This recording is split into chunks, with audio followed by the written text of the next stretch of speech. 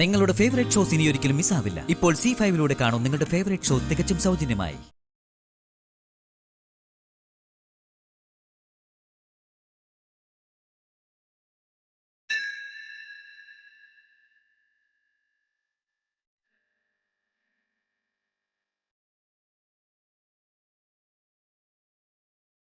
ദേവി, സച്ചേട്ടൻ്റെ പ്രാർത്ഥന എന്താന്ന് എനിക്കറിയില്ല. പക്ഷേ എനിക്കൊരേ ഒരു പ്രാർത്ഥനയുള്ളൂ. സച്ചേട്ടനോടൊപ്പം ഇനി എത്ര നാളെന്ന് എനിക്കറിയില്ല.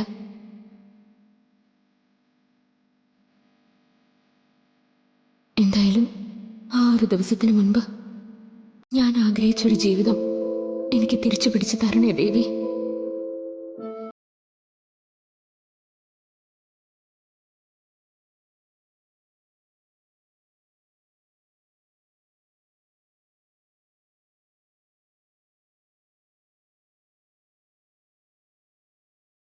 എന്നെ സച്ചേട്ടനെ ഒരിക്കലും രണ്ടാക്കല്ലേ.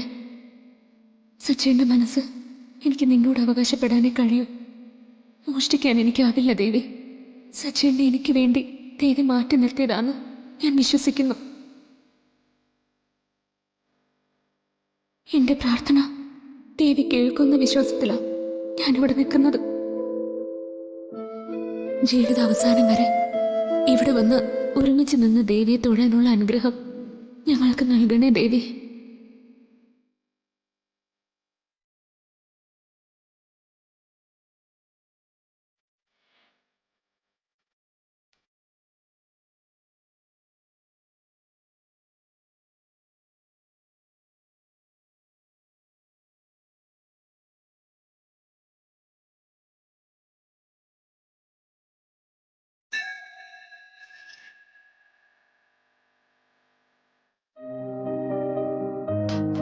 കൈക്ക് എന്ത് പറ്റി? തിരുമേനി ആളുടെ കൈ പൊള്ളിയിരിക്കുക.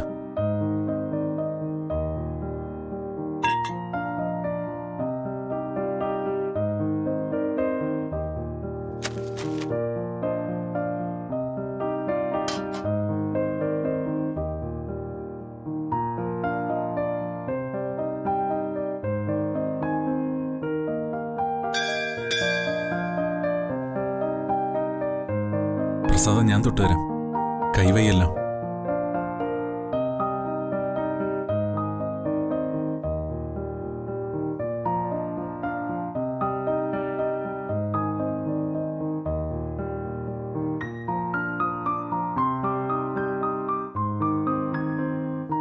കണ്ണു നിറഞ്ഞുള്ള പ്രാർത്ഥനയായിരുന്നല്ലോ.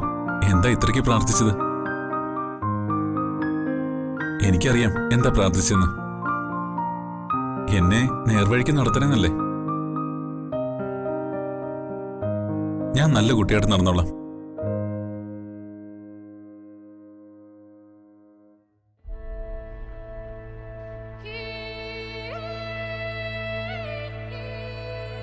ഇങ്ങോട്ട് വരണോ വേണ്ടയോ എന്ന് പലതവണ ഞാൻ ആലോചിച്ചു.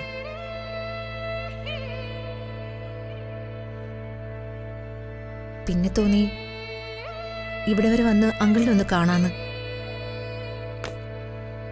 പറയാൻ പോകുന്ന കാര്യവും സന്ദർഭവും ചിലപ്പോ അങ്കിളിന് ഓർമ്മ കാണണമെന്നില്ല. 10-20 വർഷങ്ങൾക്ക് മുൻപുള്ളൊരു കഥയാ. മുന്നോട്ടുള്ള ജീവിതം കണ്ട് ഭയന്ന് നിന്ന ഒരു 10 വയസ്സുകാരി പെൺകുട്ടിയുടെ കഥ. അച്ഛനും അമ്മയും മാസങ്ങളുടെ മാത്രം വ്യത്യാസത്തിൽ മരിച്ചപ്പോ അനാഥയായ പെൺകുട്ടിക്ക് കൈത്താങ്ങായത് തിരുവല്ലയിലെ ഗുഡ് ഷെപ്പേർഡ് എന്ന ഓർഫനേജ് ആയിരുന്നു. 3 നേരത്തെ ആഹാരവും പഠിക്കാനുള്ള പുസ്തകങ്ങളും പുതിയ ഉടുപ്പുകളൊക്കെ മുടങ്ങാതെ കിട്ടിയപ്പോ വലിയ സന്തോഷമായിരുന്നു അവൾക്ക്. വർഷങ്ങൾ കുറെ പോയി. ബാല്യത്തിൽ നിന്ന് കൗമാരത്തിലെത്തിയപ്പോ എന്നെ സഹായിക്കുന്ന ആ വലിയ മനസ്സ് ആരുടേതാണെന്നറിയാൻ ഒരു കൗതുകം. ഓർഫനേജ് ചോദിച്ചപ്പോ അവര് മറുപടി പറഞ്ഞത് ദൈവമാണെന്നാ. പിന്നീട് MBBS എടുക്കണമെന്നൊരാഗ്രഹം മനസ്സിൽ തോന്നിയപ്പോ നടക്കുമെന്നറിയാൻ അവൾ ആ ദൈവത്തിനൊരു കത്തെഴുതി ഓർഫനേജിൽ ഏൽപ്പിച്ചു. 3-ാം ദിവസം മറുപടിയും വന്നു. ഒരു വരിയിലുള്ള മറുപടി, ഓൾ ദി ബെസ്റ്റ്. ആ 3 വാക്കുകളിൽ അവൾ കണ്ടത് ശരിക്കും ദൈവത്തിന് തന്നെയായിരുന്നു.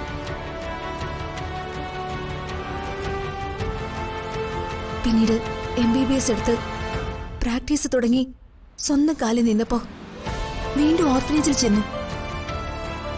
അപ്പോഴും അവര് അവളോട് പറഞ്ഞില്ല ആ ദൈവത്തെ പറ്റി.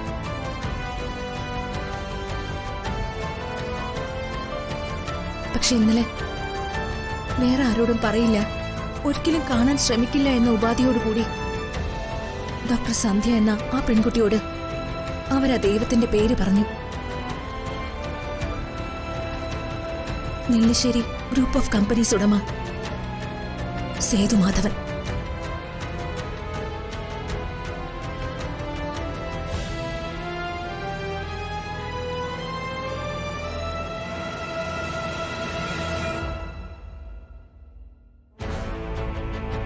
ആ 10 വയസ്സുകാരി പെൺകുട്ടി ഇന്ന് ഈ 2 കാലിൽ നിവർന്നു നിൽക്കുന്നതിന് കാരണം അങ്കിളാണെന്നറിഞ്ഞപ്പോ ഒന്ന് വന്ന് കാണണമെന്ന് തോന്നി.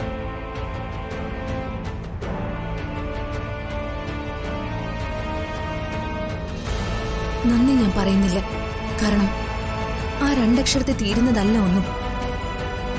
എന്റെ മരണം വരെ ഈ കുടുംബത്തോട് ഞാൻ കടപ്പെട്ടിരിക്കും. അതാണ് എനിക്ക് പകരം തരാനുള്ളത്. എനിക്കറിയാം, അങ്കിൾ സഹായിച്ച കുറെ പേരിൽ ഒരാളാവും ഞാൻ. പക്ഷെ എനിക്കതിന് വലിയ വിലയുണ്ട്. മോളെ, ഞാൻ ചെയ്യുന്ന സഹായ പ്രവർത്തനങ്ങളൊന്നും വേറെ ആരും അറിയരുതെന്ന് എനിക്ക് നിർബന്ധമുണ്ട്. ആദ്യമായിട്ടാ ഇങ്ങനൊരാൾ എന്റെ മുന്നിൽ എത്തുന്നത്.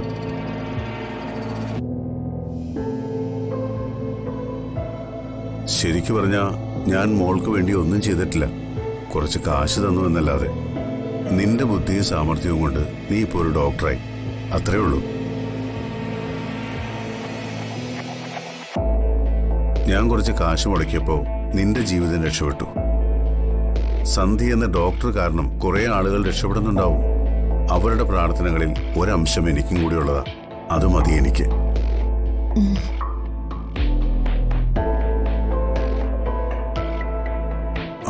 മോളെ, നന്നായി വരും. ഇനിയും കുറെ ദൂരം പോകാനുണ്ട്. എല്ലാത്തിനും ഞാനുണ്ടാവും. മോളുടെ പഴയ സ്പോൺസറായിട്ടല്ല, ഒരു അച്ഛനായിട്ട്.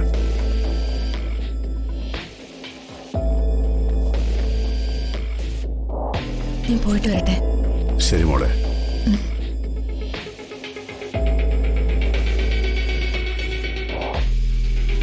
ഇറങ്ങട്ടെ അവന്തികെ. ഡൗൺലോഡ് ചെയ്യൂ C5 ആപ്പ്. കാണൂ എല്ലാ എപ്പിസോഡുകളും സൗജന്യമായി.